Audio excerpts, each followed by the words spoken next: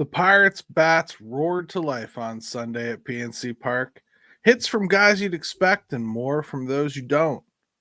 Why is this Pirates offense so often all or nothing? That's next on Locked On Pirates.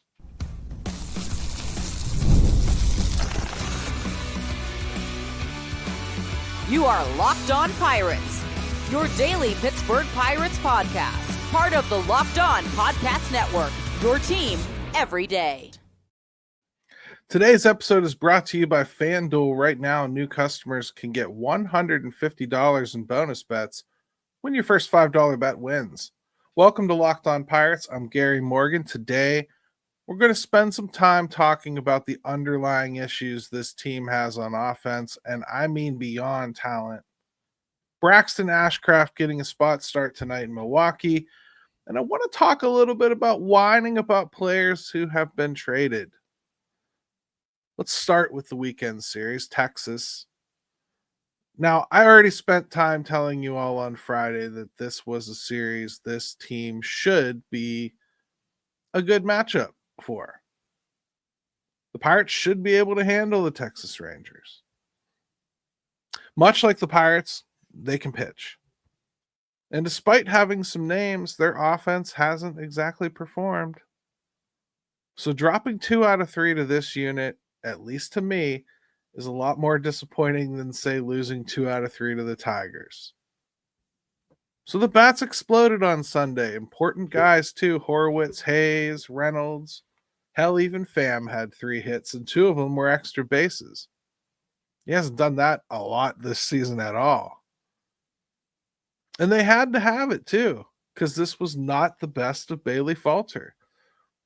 5 walks. Why can't they perform like this more often? I mean, sure, the opposing pitcher changes every day, but why do they look so lifeless at times and others like nobody can get them to stop rolling? The Pirates' overall hitting philosophy through the entire organization up until this year has been the same. The vision is Charrington's, and it involves patience and seeing pitches, good at bats, in quotes, for those of you not watching on video. And bluntly, it's just not for everyone. The best way I can put it, and I have put it this way before, but it helps underwhelming or mediocre players gain some kind of consistency. It might give you a chance to coax more out of a Connor Joe type.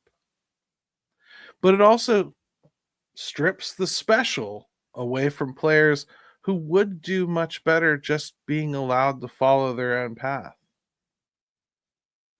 Let's really talk about this offense a little bit. Just what has actually changed. I mean, first of all, what you're seeing in the very low minors, and I would say Bradenton, Greensboro, the FCL right now, you're seeing a lot of guys start to emerge.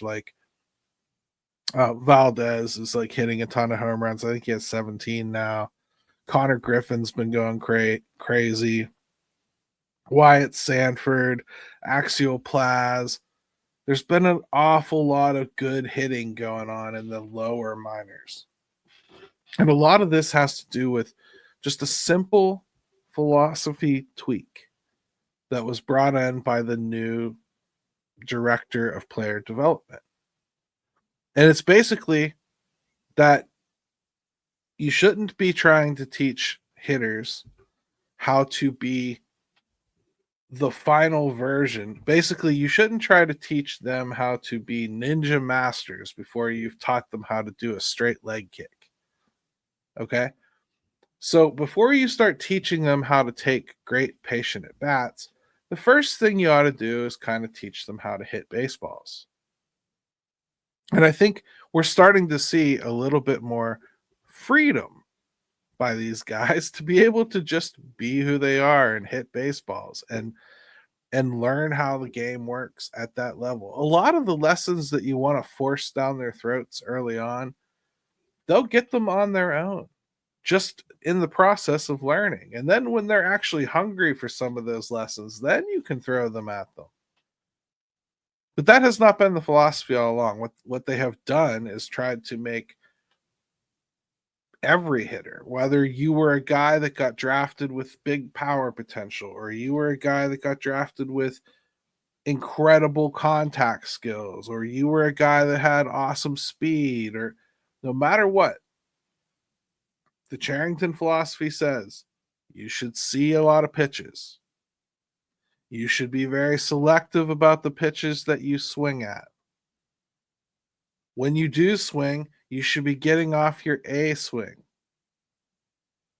And more than anything, it's okay if you strike out so long as you've given a good at bat. And I think we've seen that philosophy play out all throughout the organization. Players come up to a certain level, they start facing different competition. That different competition recognizes the patterns inherent in what every single Pirates hitter does, and they start to take advantage of it. In the major leagues, you see some of the better hitters like Andrew McCutchen. Does he hit like that? Yes. Andrew McCutchen hits exactly like what the Pirates would dream to have other hitters hit like. He's patient. He knows his strike zone. He knows where he can do damage. He knows how to pull the A swing out of his back pocket, no matter the count, as long as it's the pitch that he thought he wanted to see. But Andrew McCutchen's been doing this for 18 years. There's no hitting coach going to affect Andrew McCutchen. There's no overriding philosophy that's going to affect Andrew McCutchen. And here's the really important thing. You can't just create Andrew McCutchen by telling people to do what Andrew McCutchen does. It doesn't work that way.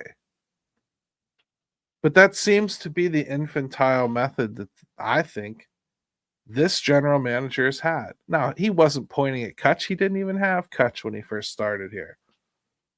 But their overall philosophy remains the same. Even with Matt Haig. I guess my hope for changing the hitting coach was that a different communicator of that overall message coming from Charrington to the overall team could be improved. And perhaps that would negate some of the overt stupidity in their methodology as far as like turning mediocre players into, well, slightly less mediocre players, because the balancing of those scales is not great for a Pirates team. It's a ethos that takes everything you do that's good and tramps it down. Brian Reynolds should be beyond this too. He shouldn't be being influenced by this team's hitting coach. He shouldn't be being influenced by Ben Charrington's ethos. He just happens to kind of hit that way. Well, O'Neal Cruz is best, for instance, when he's comfortable at the plate to go up there and just take swings at things he thinks look good to him. Putting him in the leadoff spot has either made him impotent because he's forced to look at pitches in order to help the rest of the lineup, as you traditionally would with a leadoff hitter, or they've just drilled it into his head that he needs to start seeing more pitches. Well, O'Neal Cruz is not a good example of someone that should be trying to see a lot of pitches. The best pitch O'Neal Cruz is going to see in an at-bat has a very, very strong likelihood of being his first or second pitch that he's seen. And when you get somebody like him trained to be afraid to get that swing off because you want to see pitches, you're trying to do what your instructors are telling you to do, right? Well, it's like it doesn't matter who you change the instruction to, or who the new coach is, or what's going on in the lower levels of philosophy-wise, and what they're trying to do at a later time. When you've adopted a puppy from the shelter and they've been abused, there's a good chance you're going to experience some of the aftermath of that abuse. That puppy's going to be afraid of something that you have no idea why they're afraid of it. You don't know what caused this fear in them, but it's something that you have to deal with. Well, O'Neal Cruz has been brought up in this. In order to stick at the major leagues, he was told he's got to do X, Y, and Z. And you see him struggle as hard as he can to do X, Y, and Z at this level, and it doesn't work for him. It's a perfect example of a guy that needs dropped in the lineup a little bit and unleashed. Let him just go. Good luck getting him past the mental block that you've created for him, though. We talk about the Pirates' development system ruining players over time because nobody can get this unlucky drafting players. Nobody can get this incredibly unlucky at drafting actual hitters. They're clearly hurting some of them. And they're hurting them so bad that they don't even succeed when they move on from here. Because it's always in their head. You've changed their DNA. I think just about every show, I seem to have a new reason why Ben Cherington needs fired. This never even starts to improve until he's fired. That's what has to happen next.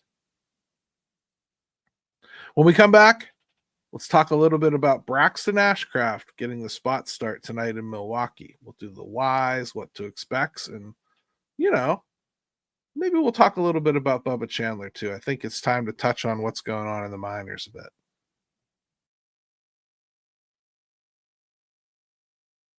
Looking for a snack that's both delicious and nutritious? Crack into a good source of protein with Wonderful Pistachios. Wonderful Pistachios is one of the highest protein nuts. Each 1 ounce serving has 6 grams of protein, giving you over 10% of your daily value. Plus, they're packed with fiber and better for you unsaturated fats to help keep you feeling fuller longer. Whether you're running between meetings or dropping off the kids, Wonderful Pistachios are a snack that works as hard as you do. Get snackin' and get crackin' with a snack that packs a protein punch. Visit wonderfulpistachios.com to learn more.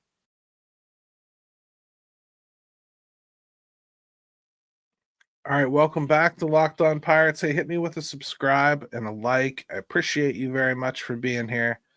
Braxton Ashcraft gets the call tonight. So let's talk about why, first of all. Are they going with a 6-man rotation? I've already seen the question a couple times. No, that's not what this is about. This is more about that doubleheader screwed things up. Today is Andrew Heaney's time in the rotation. Can't go, obviously, that quick. So they're just looking for a spot start here out of Braxton Ashcraft. Should we expect this to be anything like a normal start, or is this going to be more like an opener? I mean, I would think just based on what he's done very recently, you're probably looking at this being more of an opener. I would think they'll try to get 3 innings out of him, and if they can get 3 innings out of him, I think they're probably pretty happy. I don't think they'll go any further than that. I think they could. That said, he's been up here for, the better part of 3 weeks now, and he hasn't been pitching like a starter. He hasn't been even on that kind of schedule. So I think this is probably going to be more of a traditional bullpen type thing. I would wonder why they wouldn't have wanted to just use Carmen Mlodzinski for that, who's already been stretched out. They used him, the other night to kind of finish out the game. So I would think he might be available for this one, but I don't think that he's available to give that kind of length. And they certainly didn't stretch him out. And I would also say they've jerked this guy's chain a lot, Carmen Mlodzinski. They've moved him down to AAA to start a little bit, but it didn't last very long. Then he's back up here and he's in the bullpen. Maybe you don't want to keep giving him tastes of the chocolate that he wanted. Maybe you need to convince him that, it's best to just stay in the bullpen and let's just focus on that. I don't know the whole answer there, but Braxton Ashcraft gets a start, and I don't hate it. I guess I wish it was a little bit more of a traditional, you're a starter, I want to see the best option you have to give me a start. That's what I'd like to see. Why isn't it Bubba Chandler? I mean, I'm sure that most of you aren't paying super close attention, but Bubba just had another rough outing the other day. Okay. Like, he had the one where he just went 2/3 of an inning and really blew up. That's a rarity for him. The last outing, he made it through the first two really well, got into the third, things kind of fell apart for him. He goes out of the game. This is not like an I told you so or see, this is what I was talking about type thing with Bubba. It's not. Bubba is a work in progress.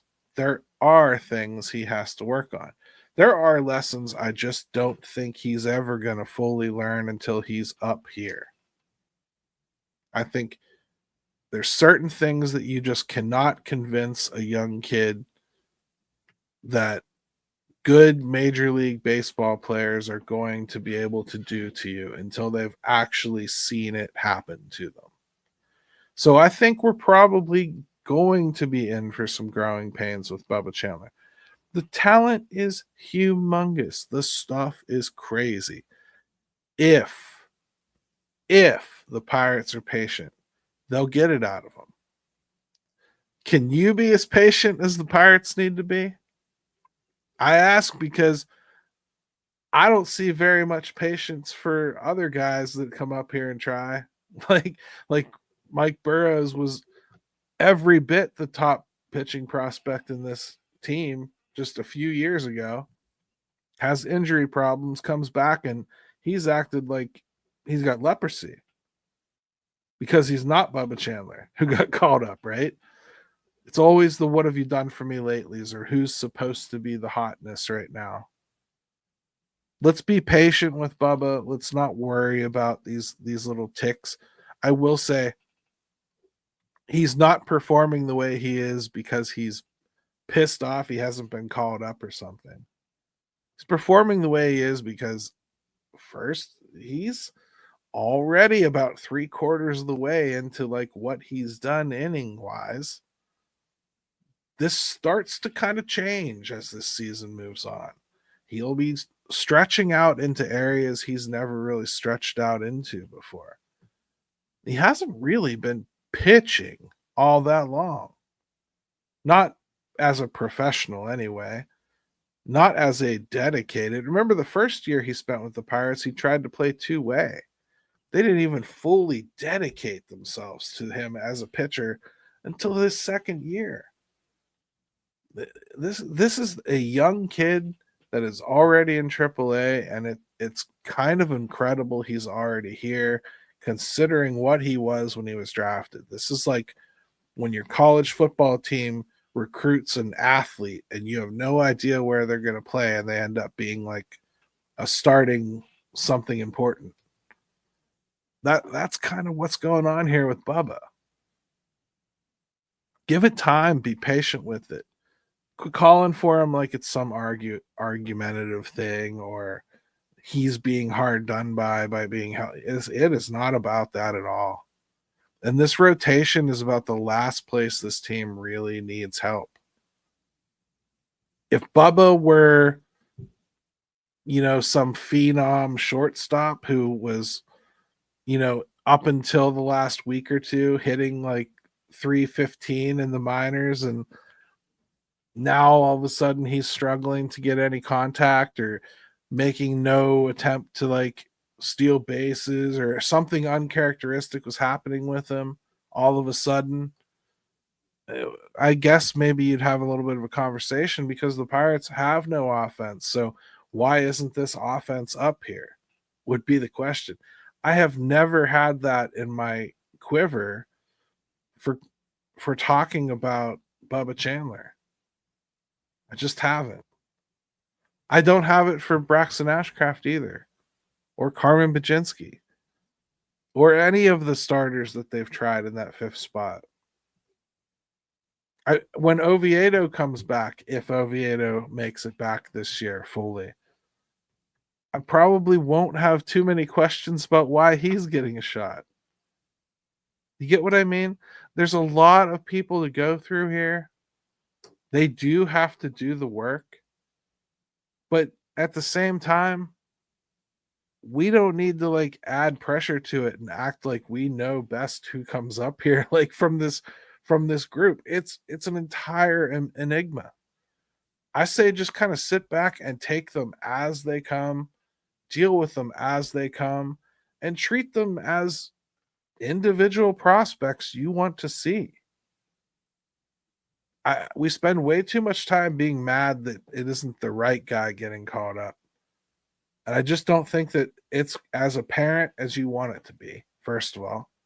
And second, how do you know that some of these other guys aren't guys that you want called up? You probably didn't even know who they were. And the reason I say that is because unless you're watching the minors really religiously, which most of you don't, let's just be really honest, most of you don't. Some of you do. Some of my like chronic commenters, you absolutely do, believe me. But like a lot of you don't. You just know Bubba Chandler because you're supposed to know Bubba Chandler because everybody talks about Bubba Chandler. That doesn't mean that he's the second coming or something. Let it play out. And don't feel like they've broken him. Again, this is a kid pushing beyond what he's done. Hunter Barco, you're going to see the same kind of thing. He's pushing beyond what he's done. Even Braxton Ashcraft, to circle this segment all the way back, is a guy who's going to be pushing this year into territory he's never touched as a professional. He's going to get to innings loads he's never handled. Mike Burrows, same thing. These guys are all going to go through that this year. And I just want you to understand it's not always about straight up development linear. They're having issues. It just doesn't work that way. There's nothing to worry about with Bubba, both from a not getting caught up standpoint and his recent struggles. He's still a really, really good prospect that needs some fine-tuning. Fine-tuning that largely isn't going to happen until he gets up here. But you have to be ready for it. You have to be ready and dedicated to it. He can't come up here for a spot start. You need him to come up here and take a spot. And the team needs to be willing to give him that spot. When we come back, let's talk about some other young pitchers that the Pirates have moved on from, trying to get offense for this team. It seems to be what everybody wants to happen. So why do we have to have instant regret every time we do it? Summer sports are in full swing. And whether you're all about baseball under the lights, golf on the green, or high-stakes soccer action, FanDuel is the best way to make every game even more exciting. You're already following the action. Why not make it a little more thrilling with FanDuel? You can get in on the game while your friends are getting sunburned at the beach. It's easy to use, fast to pay out, and makes even regular season games feel like must-watch events. New to FanDuel, new customers can bet just $5 and get $150 in bonus bets if your first bet wins. Open the FanDuel app today or visit FanDuel.com/lockedon to get started.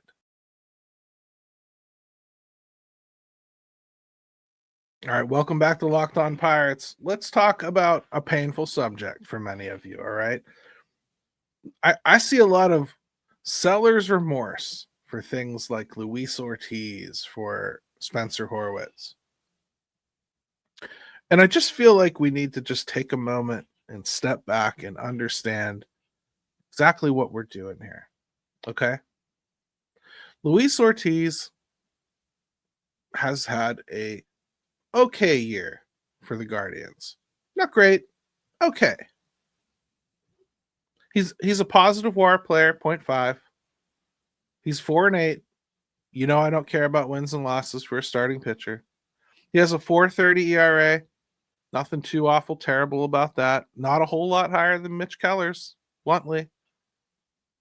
81.2 innings pitched, very good. 91 strikeouts. Whip is 1.408. That's going to get him at some point. That's too high. But there's nothing about that that says Luis Ortiz is a bad pitcher. Luis Ortiz is pitching like a 4th or 5th starter right now. That's okay. That's kind of what we thought he was. And if he was here, he'd inevitably be our 5th starter, right? He would be. You can't tell me he wouldn't be your 5th starter. Now, our 5th starter has been a conglomeration of different players. It's been Carmen Baczynski. It's been Mike Burrows. Those are the 2 so far. You know they're going to have room for Bubba Chandler, as we just discussed. You got Hunter Barco coming. Johan Oviedo's getting ready to come back. I mean, hell, Jared Jones will be back at some point next year, supposedly. So I guess we are always saying that we need to spend the dollars we do have, which is this pitching. And we need to go out and get hitters. So when they do go out and get hitters, we instantly complain that they are not the right kind of hitters. I get all of that. On the surface, I understand it. I think a lot of people like to take these things head to head. They like to go, all right, Luis Ortiz is here and Spencer Horwitz is here. He's not as good a player as Luis Ortiz right now. So, bad trade. Plus, they traded extra players for him. And I think it just comes down to not understanding the value of players at trade time. Okay? Luis Ortiz was an unproven pitcher. He had a decent half season for the Pirates. 2 of them specifically. 2 of them doing 2 completely different things, right? He was a different kind of pitcher in each of those instances. He's been a reliever. He's been a starter. There was a good chance that Luis Ortiz was a major league arm, but we weren't sure if he was a major league starter. We weren't even sure that he was a major league back-end bullpen guy. We thought maybe he could be, but he could have just as easily been a long man. Some of the peripherals are okay on Luis Ortiz. Some of them are horrifying. Some of them, like the home run totals, were frightening. At PNC Park, to be giving up as many home runs as he was, that's crazy, right? So you could see why maybe the Pirates would be okay, especially given the situation of what they had coming, why they might be okay giving up on a guy like Luis Ortiz, who has a few more years of control left through arbitration. I don't think he's going to start costing a lot of money, so this wasn't a salary dump thing. They gave 2 other young pitchers in the deal, so clearly they didn't think Luis Ortiz, at least Cleveland didn't think Luis Ortiz was enough to get Spencer Horwitz from them, who was a hitter with some major league experience. I think you have to understand how many years of control Spencer Horwitz has. Okay? Like 4 or 5 more years you think you're going to get out of Spencer Horwitz. Now, we don't know that he's going to round into the starting first baseman we hoped he would. We don't know that. We know there's a chance. We know, I think, right now that he plays the position well. We've seen a little bit of that gap power start to come through. We'd love to see more of it. But right now, here's what I think he is. I think he's a competent hitter and a good fielder. I think there's potential for him to grow into better than that. I think there's potential for him to unlock some more power than he has. And I think overall he'll end up making more contact than he is right now. I think he's a decent player. I don't think he's a star. I'm not even sure I think he has star potential. But I don't think Luis Ortiz does either. I think he probably tops out somewhere around a fourth or fifth starter or a really good reliever. I don't have to win this trade. Spencer Horwitz doesn't have to be better than Luis Ortiz for me to feel I won this trade. Spencer Horwitz just needs to be somebody that I'd actually want to be my starting first baseman for 2 or 3 years of the time that he's here. And I'll feel like they won this trade. Luis Ortiz was not going to get a hat here for very long anyway, unless he moved back to the bullpen. It's just the nature of looking at this rotation and what's here. They traded Quinn Priester for Nick York last year. To be honest, Quinn Priester's been better than Luis Ortiz. I haven't heard a peep. And mostly it's because he's not with the original team he was traded to anymore, because he got repackaged and repurposed and shipped up to Milwaukee, where he's doing better than he did with Boston. But I don't know if Nick York's going to work out. Do I have to? Should I? I mean, like, you're taking a crack at selling overflow pitching for disposable hitting that somebody else can afford to let go of, for pitching you can afford to let go of. What's the harm if that's a good deal for both sides? I mean, like, if Quinn Priester ends up being really good, first, we didn't trade him to Milwaukee. He got traded to Milwaukee. So you can't blame them for him winding up in Milwaukee. You can blame them for what they would have sent to Boston, but whatever he does is not on the Pirates, right? And Nick York, you don't know yet. He's 23 years old. Don't know what he's going to be. I could argue that you shouldn't have traded for somebody that didn't have like a big power footprint, because we need power. I can argue about the type of acquisition, but pitching for offense, I'm sorry, I have heard nothing but all of y'all complaining about that being exactly what this team needs to do. And yet all I hear is regret and whining about the fact that they've done it a couple times. Again, it doesn't always work. Embrace it. It just doesn't always work. You don't know. And this team is not the type that's going to be going out and trading for guys that have 1 year left on a deal. I could tell you right now, Josh Naylor is much better than Spencer Horwitz right now. I can also tell you, I'd be telling you right this second, I need a first baseman for 2026 if they didn't make this deal and did go for Josh Naylor. And the ultimate thing I can tell you is if they did go for Josh Naylor, they would have traded him probably straight up for Luis Ortiz instead of adding on those two other pieces, because even Cleveland valued Spencer Horwitz more than they valued Josh Naylor. I don't know how else to explain it to you. You practice revisionist history and you will always find a way to confuse yourself. Okay? Moving pitchers for hitting is what we've been begging them to do. Let's not complain about the couple they have, especially staring down the barrel at knowing they have to do more of it. You should wish every player well when they get traded.